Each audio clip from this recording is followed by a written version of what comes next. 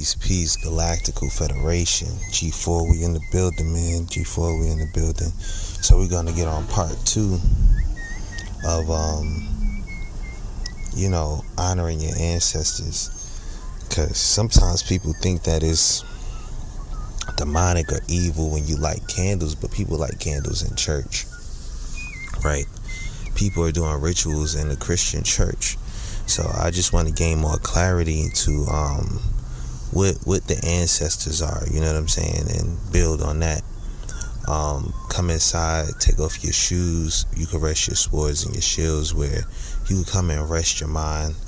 I know it's been tough outside, so I'm not trying to make these lessons or these videos a little bit too long. I want you guys to hear me out, listen, and respond, like, comment, and subscribe.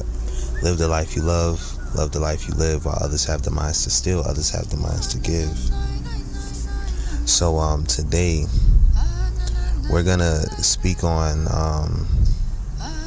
how every society honors its ancestors in almost every aspect of life, which is like completely normal.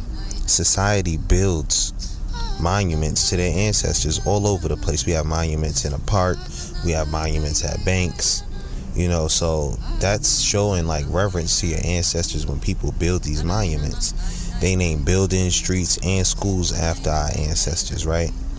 Picturing like deceased leaders, on a currency. You got dead ancestors on currency. That's a form of ancestral worship. So if you see people having a problem with ancestors or paying reverence to their ancestors, is usually just a lack of understanding of what ancestral worship is, or giving reverence to your ancestors. People do it every day. People pour libations, you know what I'm saying? They do rituals and stuff on TV, but if people aren't aware of how rituals look, they won't know what a ritual is. You know what I'm saying?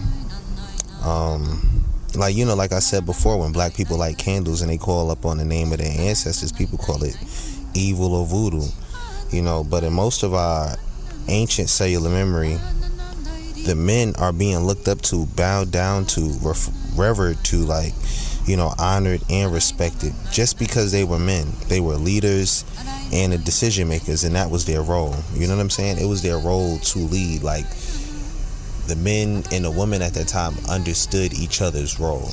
And as a man, it is your role to lead, to lead the relationship.